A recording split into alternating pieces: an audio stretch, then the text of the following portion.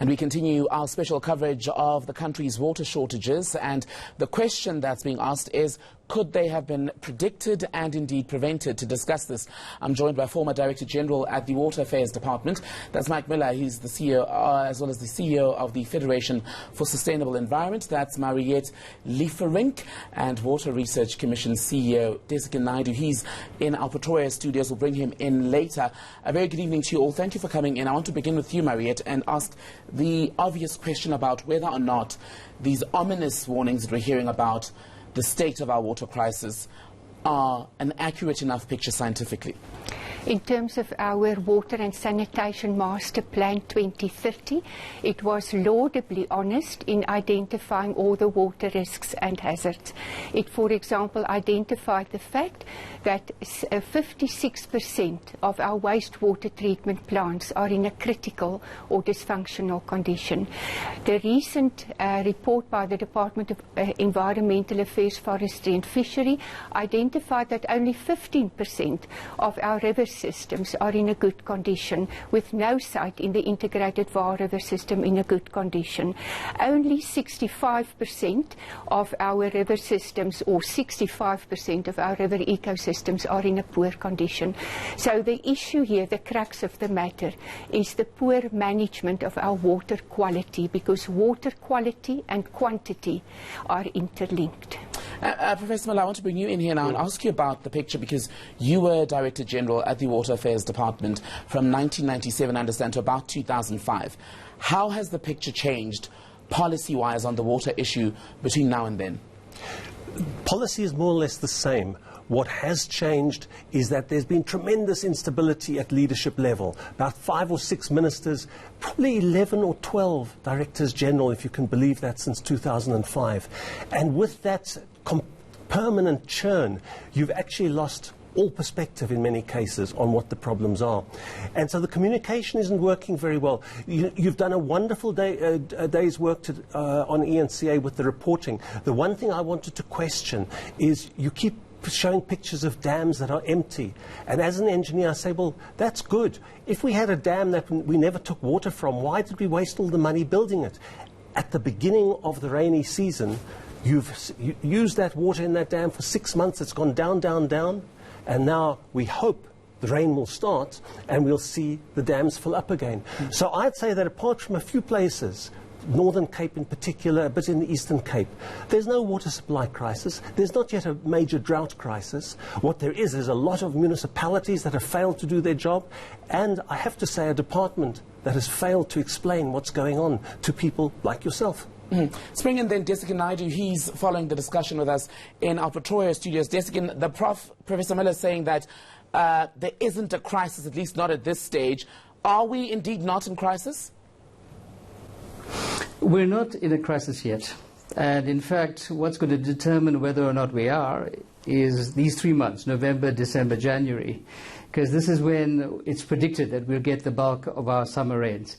If we have a normal rainfall or a slightly below normal rainfall, then the system is going to be sufficiently replenished for us to overall not be in a crisis. That's the reality. But we also have to go back a little bit, and the little bit is actually a little while ago. It was quite clear in the 1970s and the 1980s that we needed a massive diversification strategy of supply. And the reality is we have not made that long-term investment. You know, I think it's okay to blame the current officials and the people who are running the system, but there are some very, very old decisions that are coming to scare us. And the chickens are coming home to roost. This diversification strategy around very heavy demand management, and this was tried quite strongly in Kader Rasmal's time, and Mike Muller was then the Director General, needed to have gone up several notches compared to where it actually got to. Our recycling strategy needed to be in the same kind of space. Our diversification to have further sustainable exploitation of groundwater needed to be in place, and all of that would have organized for us to be in a slightly better place than we are currently. Let us be fair that the world over we are seeing a major shift in the weather patterns, and most of the world is being caught unawares by this, and that's the reality of where we are. Let me come in there then, Dhesigen, and ask you this. You are in the research space, and you've pointed out areas where we could have done better as a country on the water situation. Is this country and the Water and Sanitation Department utilising the available research to the best levels possible, or is it going largely ignored? Well, it's not being used to the best level possible, and hopefully when the Minister announces her master plan later this month, as she has promised, we will see what the prioritisation actually is. Because the reality of where we are is that we have a technological base in the world today that will allow us to be much wiser about our water use and much smarter about the way we're able to organise resilience inside the system. And there's small things and very big things. The small things are the things like the water restrictions and the personal discipline that's required around water use. The large things are organising for example, heavy investment in recycling infrastructure, so that we don't need to draw in new water into the system all of the time. And I hope all of that is going to come to bear, and I hope Professor Muller, who is part of the Minister's advisory team, is punting for those kinds of options. All right, so let's bring it back then to you, Prof. Muller. Like we were saying, you've been involved in this space, even working in government for a good few years now. What could have been done differently? Is there anything at all that you look back, especially in your years at the Water Department between 1997 and 2005, as I was saying, that you think perhaps could have been done differently? What we're looking at the moment, and I think this again, it's going to be interesting to see what the Minister announces as her priorities in the course of this month. We proposed a lot of decentralisation to be done, because what's happening at the moment is little problems burst out all over the country and someone from Pretoria runs off to try and fix them. People locally are very aware of these problems and might actually be the best people to decide how to address them, but for some reason national governments don't like decentralising their powers and their funds, and so we haven't implemented a lot of the institutional reform that certainly was in the legislation, it was in the policy, it was in the national water resource strategies, and every time the ministers would nod their heads wisely and say we'll do it, and they haven't done it. We must also just be careful about this recycling business. Go and talk to the residents of Hammanskraal who went without water for 3 weeks because the recycling plant, also known as the wastewater treatment plant at Rooiwal, was struck by lightning and didn't work. And the people downstream were now, instead of drinking recycled water, being expected to drink raw sewage. You see, it sounds very easy to recycle, but unless you're really careful and you can be sure of your municipal management, you don't want to get involved in things like that without carefully assessing the risks. And a lot of people have got lots of good suggestions, but they haven't thought through the practical implementation of those. And that's a little bit of what we're seeing currently in the country. Let me put to you then, Mariette, the issue of institutional paralysis and dysfunction in the Water and Sanitation Department. To what extent should the department shoulder the blame for the dire situation? Well, as I've mentioned, the master plan, the Water and Sanitation Master Plan, had been proposed, also the Water Quality Management Policy and Strategy, but we cannot drink plans, we cannot drink strategies, we cannot drink policies. At the last reconciliation strategy for the integrated Vaal River system, which supplies and augments water to the Olifants Crocodile West system, it was indicated that the microbial assessment or the microbial problem in the Vaal River, the Vaal Barrage, ought to have been addressed. That was already in 2006. It was also proposed that the emerging pollutants ought to be addressed. For example, the nanoparticles, the antibiotics, the endocrine disrupting compounds, as well as the persistent organic pollutants. That had not happened. Many of the proposals that had been made remains to this date unaddressed.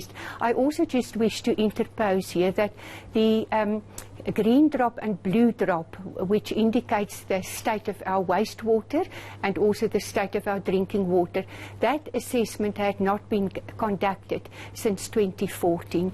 So besides the fact that There are innovative technologies to address these matters, and in this case I refer to acid mine drainage. The treatment still to today is the short term, the high energy, high cost pumping, and with high salinity as a result. Innovative technologies had not been pursued. So for civil societies of great concern, I'm attending the Richbreid Forum tomorrow, the Catchment Management Forum, which is where civil society's voice can be heard. I want to ask you about something else, because the water deficit was predicted to be between 2.7 and 3.8 billion cubic meters by 2030. That's about a 17% gap by 2030. Is that still an accurate picture, Mariette? Perhaps we should ask the experts. Yeah. You know, that gap is actually a target that was set by the planning that the department did. It said we are going to need, by 2030, 17% more water, and by the way, here's where it's going to come from. So the challenge is not to deal with some unforeseen crisis. We have a set of needs. We know what they are. We know more or less what needs to be done to meet them. Can we please get on and do the job? But why aren't we getting on? And I want to bring in Dhesigen in our Pretoria studios, Dhesigen, and put to you that question of how we all agree that we need to move quite urgently here before this becomes a full-blown crisis. Yet, again and again, we keep hearing that that movement is lacking. Why? Well, I think there are a few factors. I mean, the first of the factors is that we're locked into a particular way of managing water. And the pipes and the large pipes and dams have been the system of choice for the last 50 years. We knew 20 years ago already this could not be the future, and we did not make the investment in organizing for that diversification. And the second issue associated with that is the maintenance of the existing system. I mean, we sit in a country where, as you and I are speaking today, up to 40% of the water in our municipal areas goes unaccounted for. 25% is through actual leaks. This is pure water, purified water that we're losing inside the system. So those kinds of things really need to be nailed up, but they need a very different kind of economic model to do so, because government is having difficulty finding the funding it needs for all of these infrastructure developments. So a new dynamic economic model is around industrialization of the water sector and bringing in private sectors to play with these new technology options that are now available, and allowing people to set up businesses providing those services to the public sector. And this is the way we can go forward. We went quite far with this. In 2017, Minister Rob Davies announced, as part of the IPAP priorities, a chapter on water and sanitation that proposed exactly this. So we have the policy environment to do it. We need to get this thing moving. Another example is new sanitation. Today in the investment forum, the African Investment Forum, there was a presentation by some Chinese counterparts, and I met with them this evening, and they did a presentation around the work that they're doing at scale in new sanitation, which organizes not to use sewage systems, but non-sewage systems, where they save 30% of the average household's water budget immediately. And in addition to that, there's the possibility of actually getting beneficiation out of that waste, extracting energy, extracting lipids, extracting proteins. We need a radically different way to organize for us to move forward. And the radical different way comes from that pronouncement, I believe, from the minister and from cabinet to say that we are really interested in, one, organizing for this diversification, and two, really wanting to engage a new economic model on how we do our water business in this country. Let's take that point on the economic model that we need to change, Professor Muller, and ask how much room there actually is to maneuver at that level, because all plans cost money. That's the important question. We know perfectly well that we can have sewage works run by the private sector, and it might be certainly a way to ensure that we don't have crises like the Rooiwal-Hammanskraal crisis. But if the private sector comes in, they want a guarantee that what they do will be paid for. Now, the municipalities don't have a very good record for paying for water from water boards. They have a worse record for doing anything which costs money in sanitation. What we're actually asking, and this is the challenge which has to be dealt with at a policy level, we have to say, are we going to take the municipality's function of sanitation and give it to someone else to manage? And then how's the money going to be collected from the residents who are going to have to pay for this, and can they actually afford it? So Dhesigen is right that we need an economic model, but I think he's very optimistic to think that we can now have doubly expensive kinds of really high-tech sanitation systems somehow paid for magically by who? By the users? By government's budget? I don't see lots of money in either of those pockets, and they certainly won't be, the service won't be provided as a charity. Mariette, I want to give you then the last bite of the cherry.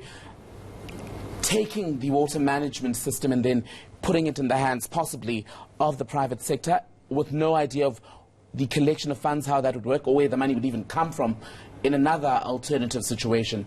Is that the best way for us to go about this? I would rather say the implementation of what was proposed, if I may read some of these suggestions that had been made and had not been implemented.